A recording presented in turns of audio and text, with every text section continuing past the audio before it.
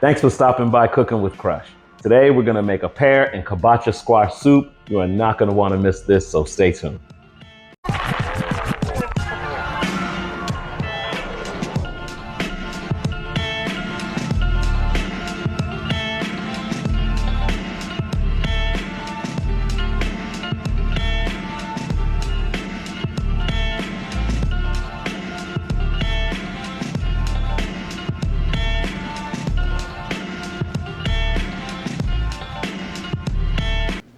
This is my pear and kabocha squash soup, and it just has fantastic flavor. It's actually one of the many soups in the Digestive Reset Protocol. It's soups like this one that help sustain you and address digestive issues like IBS, GERD, and Crohn's.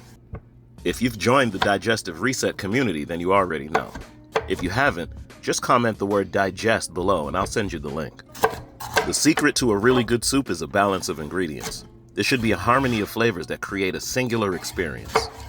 The depth of flavors comes from a slight char that you can get from broiling the produce first. I always suggest the top rack of the toaster oven closest to the heat. Now, once all the cutting is done, just add everything to a baking dish.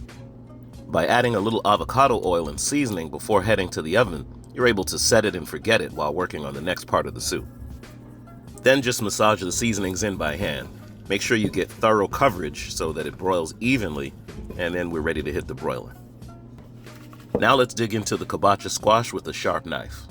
I find that if you start with the tip of the knife through the first half of the squash, it's easier to let the knife remain and then use the same path to cut through the second half. Once the squash is open, the rest is easy.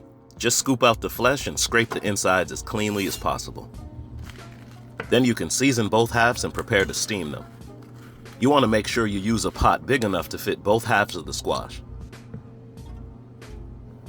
And for kabocha squash, less is more. Sea salt and crushed Foster Caribbean is really all you need. Depending on the size of your pot, add water to a shallow level, then place both halves in the center. As a part of the Digestive Reset community, you'll have access to me and a group of engaged and positive individuals supporting each other.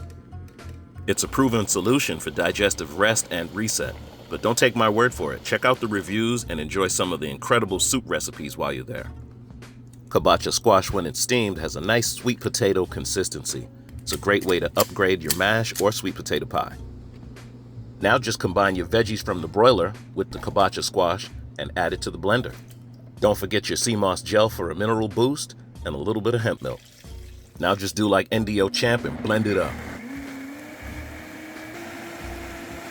Now you can just store your soup for later or heat it up and serve. You can add dried or fresh chives for a garnish and enjoy.